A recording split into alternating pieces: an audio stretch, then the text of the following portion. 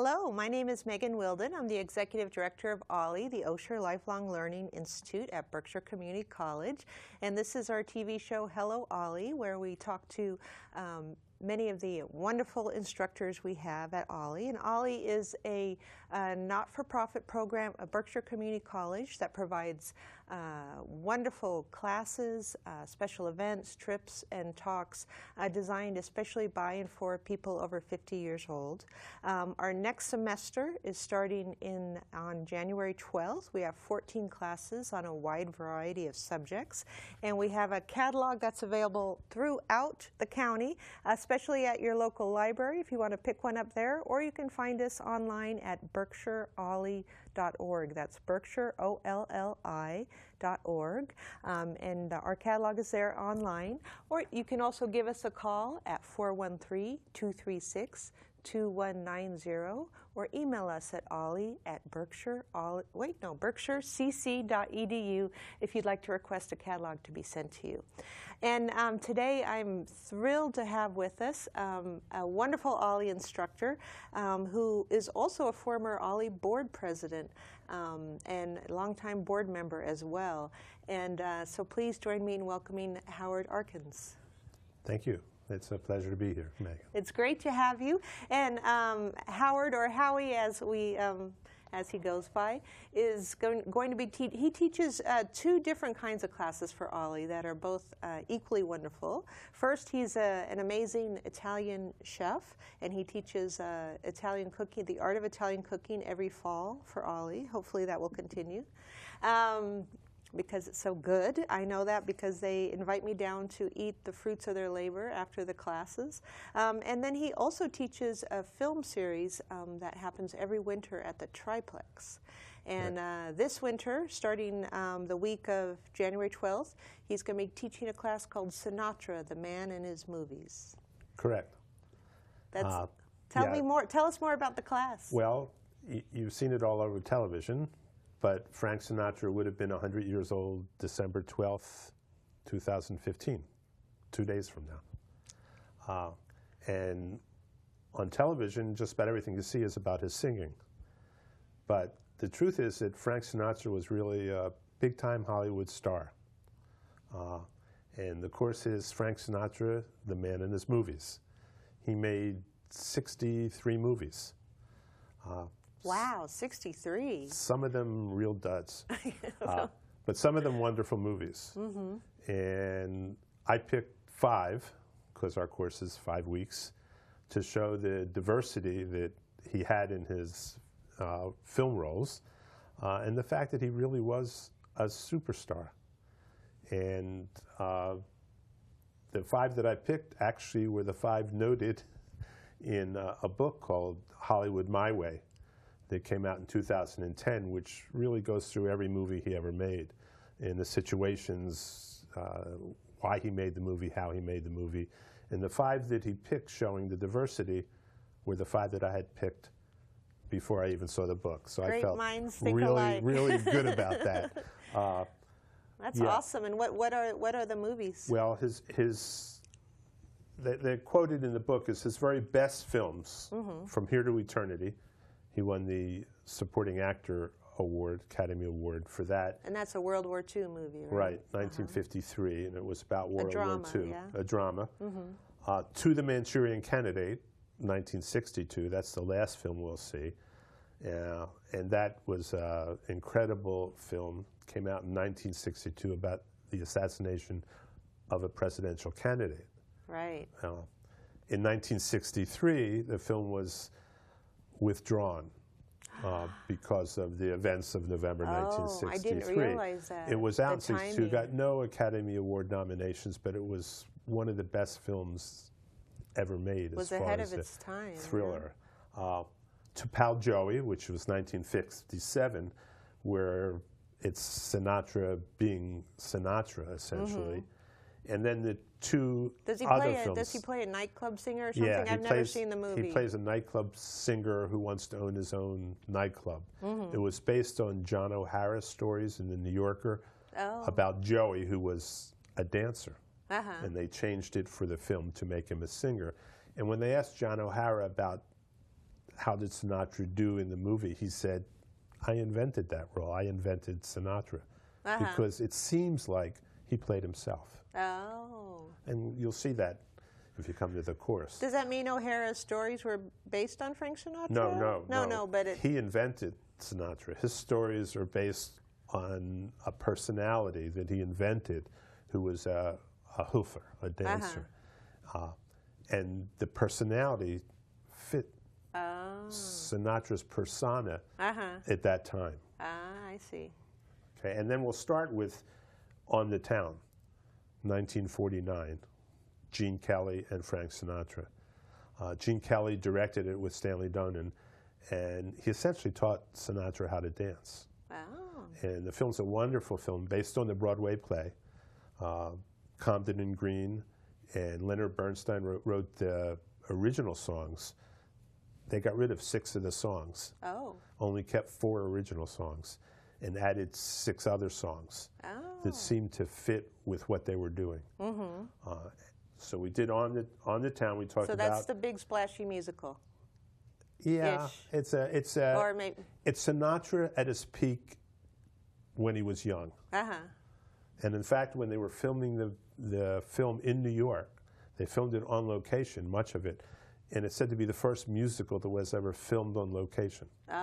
As opposed to on a set. Right. They did some on the set, but a lot on location in New York. Nice. They had trouble filming it in location because Sinatra was at his peak.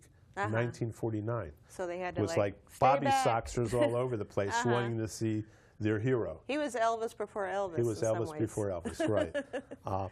But he was at his peak then. But his personal life was sort of going in shambles at that point, in a way. And after that film, his career was, quote, ended. His records didn't sell that well after that. He wasn't starring in any really big films after that. And he was thought to be a has-been by 1951. Well, he surprised everyone. Surprised everyone. In 1953, he actually got the role in From Here to Eternity, which he really begged for.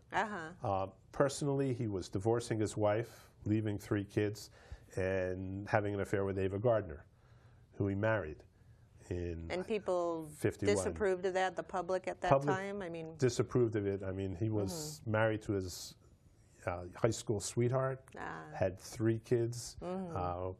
Even though there were rumors of affairs during his stardom, it really came to the front with Ava Gardner, was in all the tabloids. Right. And also divorce wasn't as common in the early 50s. Not in the early 50s. Yeah.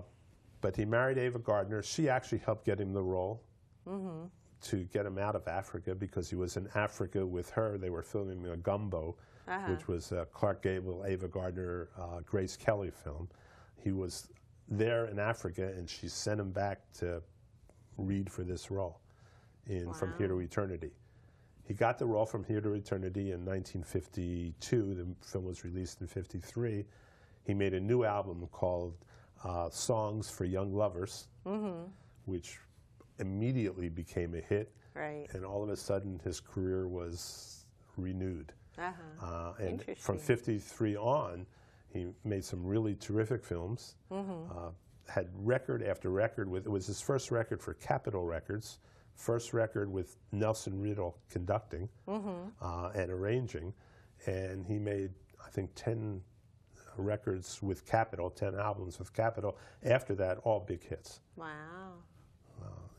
Pal Joey, 1957, and then the Rat Pack became famous. Right. In the late 50s, early 60s. Ocean's 11 is another film we're going to see. Which the original. Is the original Ocean's 11, which has the Rat Pack. And that's Sammy Davis Jr., Dean Martin, Peter Lawford, Joey Bishop, probably leaving somebody out. Oh, and Frank Sinatra. Well, that's 5. Frank There Sinatra. must be. Yeah, and it's a film about Las Vegas, where they were on the stage at the Sands almost every night. And it's fiction, but people saw it as, oh, that's the way they live. Oh, That's Frank Sinatra and his buddies. Aren't they bank robbers or something, yeah. though? Well, they bank robbed the robbers, casinos. Entertainers. Right. But nobody cares about the thin plot. They care about how they interact with each other. And a lot of it really was ad lib. And it was a huge success as a film. It was lighthearted, right? Very, very lighthearted. And people saw it as the way that Frank Sinatra and his Rat Pack lived and loved it. I remember going to see it in 1962 when I was in high school and thought, wow, really cool. We have to go to Las Vegas. Because it was about Las Vegas. And then we're going to see, so we talked about On the Town, From Here to Eternity, Pal Joey, the Ocean's 11, and the fifth film is Manchurian Candidate, which was made in '62. And again, a different role for Frank Sinatra. Very serious role. Required some acting ability, which he obviously had. So those are the five. He made some other really good films as well. The Man with the Golden Arm, Otto Preminger film. A heroin addict? Plays an addict, yes. Wonderful acting. He made a film with Montgomery Clift, which early in his career, which was also a terrific acting film. And he made some terrific comedies. Come Below Your Horn, which was a Neil Simon play that was made into a film, and he starred in that. Terrific in comedy. So he really was a terrific actor. And the definition of some people of what is a superstar is that when he's on the screen, you can't take your eyes off of him. It's like Jennifer Lawrence, today's female superstar. When she's on the screen, you can't take your eye off of her. Same thing was said about Frank Sinatra after From Here to Eternity. Oh, that when sounds he was like on the so screen, much fun. You can't take your eyes off of it. So it's fun putting together, thank you so much. So if you just joined us, we're talking with Howie Arkins. He's a OLLI instructor, and he's going to be teaching a class called Sinatra, the Man and His Movies. It's going to be held at the Triplex Cinema in Great Barrington on Tuesdays beginning January 12th, and it starts at 10:30 a.m. and goes until, depends on how, till 12:30 or 1 p.m., depending on the movie. How does the class unfold? Well, it really is a class. We're not just screening the films, although we screen the films. I usually come up with 3 questions, the OLLI quiz, about the film or about people in the film. And we actually give prizes at the end of the film. Prizes? Usually raisinets. That's awesome. What if you don't like raisins, though? And then you give them somebody Goobers? else. Well, you know, I mean, Raisinets comes from Mel Brooks, obviously.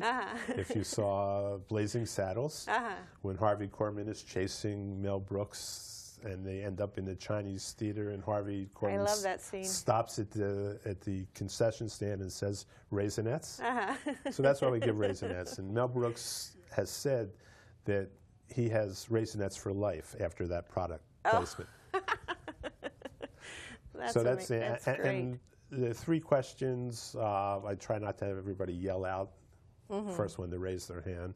And then we discuss before the film something about the film, something to look for in the film. And then after the film, we do the 3 questions, and then we talk about anything that the audience wants to talk about. The stars of the film, the director of the film, how it was made, where it was made, why it was made. The story, the issues. Exactly. What it was like wonderful. When it was on screen for the first time. You know, I always say the worst thing about this job is that I never get to go to any of these classes. So I'm like the waiter that serves delicious food but doesn't get to eat any. But someday I will. Someday I will. My predecessor, as you know, Barbara Hochberg, the first director of OLLI, the first thing she did after retiring was sign up for OLLI classes. And I see her at a lot of classes with that big, big smile on her face. She looks so happy. OLLI is a wonderful organization. If you've never heard of us before, we're the Osher Lifelong Learning Institute at Berkshire Community College, and we provide fascinating educational, social, and volunteer opportunities throughout the Berkshires, including classes, talks, special events, and trips designed especially by and for people over 50 years old. We have over 1,000 members. We're a membership-based organization, and we're membership-driven, so that almost everything that you see and enjoy about OLLI, from our catalog, which is right here, to our newsletter, to our classes, to our special events. They're all designed by OLLI members as volunteers. So my job is just to help make that happen, and it's a really fun thing to do. I encourage you to pick up a catalog. They're all over the Berkshires. You can also find our catalog online at berkshireolli.org, berkshireolli.org. You can also call us for a catalog at 413-236-2190. If you're interested in taking Howie's class, and I can't imagine anyone not being interested, you can give us a call. You can sign up by phone if you'd like. Again, that number is 413-236-2190. In order to take the class, you have to join OLLI first and then sign up for it, and our fees are very affordable. And not only are they affordable, but we also do offer partial scholarships. So if you really want to take the class and be part of OLLI, give us a call and we'll figure out a way to make that happen for you, because we want the benefits of OLLI, which are many, to be available to as many people as possible. So Howie, tell us about how you first got involved in OLLI. When I retired, I decided I wanted to do things I'd never done. So I found out about Bill. And what did you do before you retired? I was a physician, first a pediatrician and then a medical executive, and then I retired. And when I did, I wanted to look into things I hadn't seen before. I actually took a class in detective fiction through BCC, which wasn't an OLLI class. Oh. But through that, I found Bill, which was Berkshire Institute for Lifelong Learning before it became an OLLI. Right. And there were some very interesting classes, which I took. And in one of the classes, I happened to ask a couple questions, and in that class was Mona Sherman, who was, at that time, I'm not sure, but she may have been president or head of one of the committees, and she essentially attacked me after the class and said, would you be interested in being on a committee? And she was a great recruiter. An incredible recruiter. Of course, I said yes, and started on the science committee, but realized that that's all I had done my whole life. Yeah. And I would rather have been on a different committee, so I changed to the arts committee, where I became interested in the music and movies, which I'd always been interested in. And you became chair of the arts committee. And I became chair of the arts committee, and then asked to be on the board. And once on the board, I was vice president and then president of the board. So I was captured, and for the last 10 years, I've been very active in OLLI. Been on the board for 9 years, even though there are term limits because of the having to be on the board as president and then immediate past president, et cetera, et cetera. It ended up being 9 straight years, so I'm off the board now, which is nice in a way. Less meetings, but I'm still obviously interested in OLLI and taking courses and teaching. Yeah, this is wonderful. And tell us how you got involved in teaching Italian cooking. When I retired, I always cooked some. And my mother was an incredibly great cook. And when she went to work, when my brother and I were younger, we started to cook ourselves. But never really cooked full time. But when I retired, my wife sent me to the CIA, Culinary Institute of America. Oh, right. Wasn't that a retirement gift or something? Well, it was a birthday gift. Oh, that was very clever. In Hyde Park for a week of Italian boot camp cooking, because I always loved to cook Italian.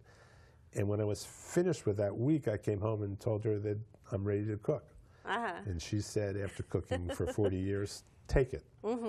So I did. Of course, the stove wasn't right, and the pots and pans weren't right, so we redid the kitchen and got a Wolf stove and pots and pans like they were recommended from the CIA. And we started to go to Italy taking cooking courses. So each year we'd go to Italy and take courses.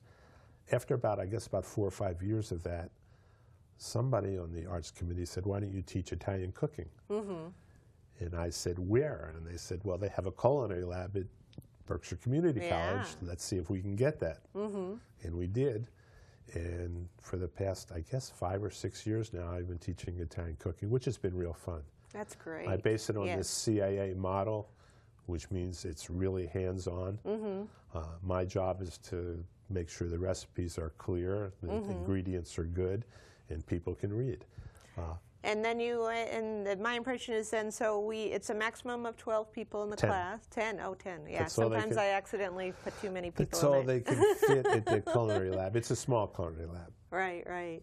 And then you have a menu, and then 2 or 3 people each work on one of the dishes. One of the dishes. And they're probably all peeking around at what everybody else is doing as we well. split it up. If there's something that really has to be demonstrated before they do it, we do like the CA did and go chef's demonstration, and I show them exactly how to do something, and then they do it. And my job is to walk around and handle questions and make sure that everything is being done correctly. And the interesting thing that in the years we've been doing it, I think only one dish hasn't turned out. Wow, that's very So, impressive. Much better than the odds in my kitchen. Good odds. And when I was at the CIA and I kept going back for weekend courses, I asked one of the chefs, teachers, the professors, the dishes always turned out.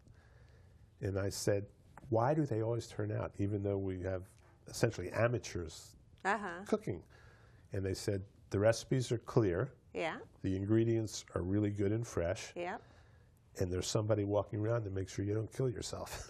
Yeah. So that's essentially the way we do it, and it's been great fun. Yeah.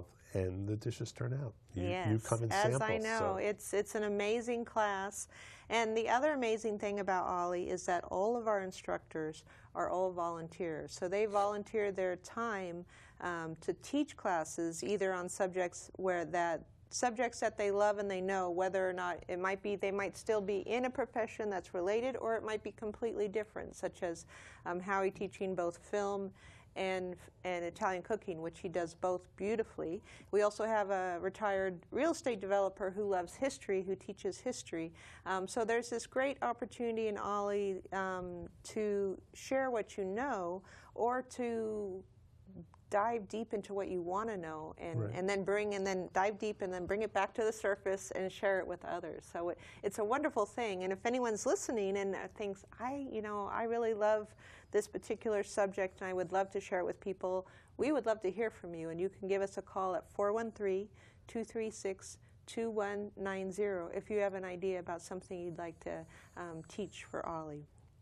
So Howie, tell me, what is your favorite thing about OLLI, your favorite aspects of it? Well, I like the courses. I mean, that's the thing I love best. Yeah. And the ability to learn things when you're over 50, way over 50, and experience new things. Yeah.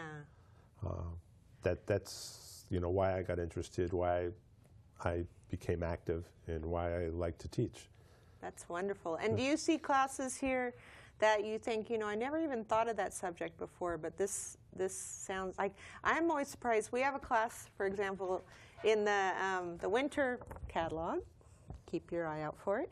And it's called Monkeys Don't Text, a short course in linguistics. And I thought, who was going to take that? I think we have at least 20 people already signed up for it, and it's early. We're like 5 weeks away, so I'm very impressed with that. So you just never know. My wife was interested in that. She's a speech pathologist who had some linguistic, but she said, this sounds really interesting. I have to say the course description is written in a way that makes it very down to earth and makes you very curious about that. But the great thing about OLLI is you can explore subjects you know nothing about, but just the ability to dive into it can be really fun. The other fun thing about OLLI, as you know, is that we have no grades, we have no tests. You don't get no corporal punishment. If you're late, you don't get spanked or anything. No papers to write. No papers to write. And you don't have to read the books. Yes. I was going to say, I can't really say there's no homework. There's suggested sometimes, of course, if you're taking a class on Dostoevsky's Crime and Punishment, you probably should read the book, but if you don't, you're not going to get in trouble. Actually, the course on Moby Dick, that Jim, doing a blank on his last name. I'm not sure. He continued, Jim Kraft? Yeah, Jim Kraft gave. Now, I read Moby Dick I guess, in high school, and I hated it. Right. Actually hated the book. Yeah. But Jim Kraft, who's a wonderful instructor, if he's teaching it, I'll take the course. So I went to the Yellow bookstore in Great Barrington and got an old Moby Dick book for $5 or something, and started to read it again and realized there's a reason I hated it. I still hate it. But I took the course, and I didn't read the book, but loved the course. Because just having Jim Kraft explain different aspects of the book, and without follow along without having to read the whole book, it was a wonderful course. And Nice. I didn't read the book. Okay, don't even have to read the book. You don't have to read the book. So, and I guess the bottom line with that is, and I have to wrap up now, is that he combined a nonfiction book on whales with this novel and mashed the two together, and it's that giant thing with much factual inaccuracy. You know, I think he says whales are fish in that. That was part of the challenge. But thank you so much, Howie, for being on the show today. Thank you for all you've done and continue to do for OLLI. Thanks for sharing your enthusiasm and love of learning with everyone. Again, if you want to sign up for his class, give us a call at 413-236-2190 and look for our catalog. You can also read more about it online at BerkshireOLLI.org. Thank you.